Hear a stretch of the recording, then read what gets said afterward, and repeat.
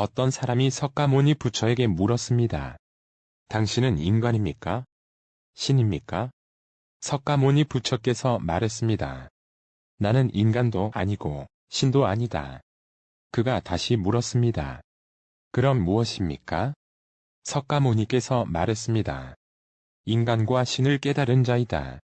석가모니 부처는 스스로를 신이라고 자처한 적이 없었습니다. 이것을 분명하게 기억해야 합니다. 단지 부처의 신통력과 지혜로 모든 중생에게 이익되게 한다는 점에서 다소 저신들과 비슷한 부분이 없지 않다고 하겠습니다. 그렇지만 여전히 다른 종교에서는 부처를 또 다른 어떤 신 정도로 여기고 있습니다. 그러면서도 다소 의아합니다. 왜냐하면 불교에는 이 우주를 창조했다는 창조설이 없기 때문입니다. 여기에서 말하는 이 우주란 곧 사바세계를 가리킵니다. 이 사바세계는 부처가 창조하지 않았다는 것입니다. 그렇지만 부처가 우주를 결코 창조하지 않았다는 것은 아닙니다. 아미타 서방 정토는 아미타 부처가 창조한 세계입니다. 연화장 세계는 노사나 부처가 창조한 세계입니다. 부처들은 청정한 법계를 창조하기도 합니다. 그리고 이러한 부처들은 보신불에 속합니다. 그러나 번뇌로 가득한 이 우주세계는 부처들의 창작품이 아닌 것입니다. 이 사바세계는 오히려 신들에 의해서 창조되었다고 하겠습니다. 오히려 석가모니 부처는 이 사바세계에 있어 손님일 따름입니다. 아무도 청한 적이 없지만 스스로 발걸음하여 찾아온 청하지 않는 나그네인 것입니다. 왜 이곳에 오게 되었을까요? 그것은 바로 원력 때문입니다. 무한한 생애를 통해 수행하면서 이 사바세계와 중생들에게 이익이 되고자 하는 마음을 일으키고 복덕과 지혜를 쌓아온 것입니다. 그리고 마침내 큰 깨달음을 얻고 나서 그 원력을 따라 그대로 실행한 것입니다. 이것이 이른바 원력입니다. 이 원력을 아는 것은 아주 중요합니다. 이처럼 중생을 이익되게 하려는 원력이 없다면 결코 부처의 깨달음에 다가갈 수 없다는 것을 뇌속 깊이 새겨야 합니다. 석가모니는 말합니다. 나는 인간이 아니다. 인간이 아니라고 한 것은 곧 보통의 인간이 갖는 나 자신이라는 관념이나 견해가 없다는 것입니다. 나 자신의 근본적인 존재성 자체가 허망하다는 것을 잘 알고 있다는 것입니다.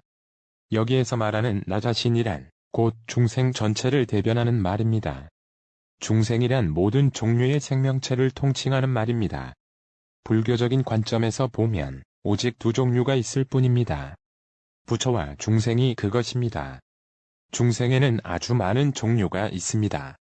지옥중생, 아귀중생, 축생중생, 아수라중생, 인간중생, 천상중생, 욕계중생, 색계중생, 무색계중생, 범부중생, 성문중생, 보살중생 등으로 분류하고 있습니다. 석가모니께서는 이 모든 종류의 중생에 대해 깊이 꿰뚫고 있었습니다. 중생의 근원적인 뿌리가 어디에서 시작되었는지를 태양 아래에서 사물을 보는 것처럼 손바닥을 보는 것처럼 밝게 알고 있었습니다. 그러기에 일체를 아는 지혜를 갖추었다고 하는 것입니다. 그리고 이 모든 중생은 곧 하나의 물방울로 표현할 수 있습니다. 이 물방울들은 모두 바다에서 떨어져 나왔습니다. 어떤 신비주의자는 노래합니다. 하나의 물방울이 대양에서 나와서 대양으로 사라진다. 이것은 엄밀한 의미에서 신을 찬양하는 노래입니다. 나는 신이라는 자궁에서 나왔으며 마침내 죽어서는 다시 그 자궁으로 돌아간다는 말입니다.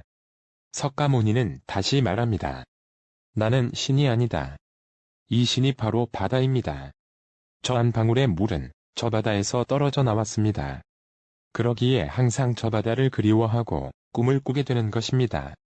바다가 고향이기 때문입니다. 따라서 저 한 방울의 물이 꾸는 꿈은 바다에 이르러야 그치게 되는 것입니다. 나와 신이 하나가 되는 것을 신화합일이라고 합니다.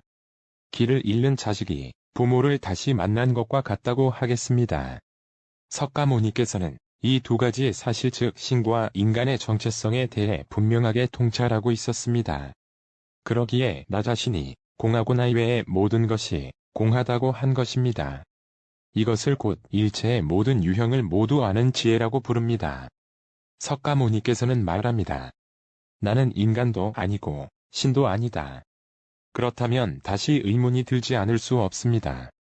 그렇다면 누구일까요? 방거사는 마조선사를 찾아가서 물었습니다. 만법과 짝하지 않는 자는 누구입니까? 그러자 마조선사가 말했습니다. 그대가 서강의 물을 다 마시고 오면 말해주겠다. 물고기는 물을 보지 못합니다. 그것이 바로 물고기의 미혹함입니다. 마조선사의 이 한 구절이 곧 동교법문입니다. 이 문으로 들어간 자를 곧 모든 방편을 초월한 자라고 부릅니다.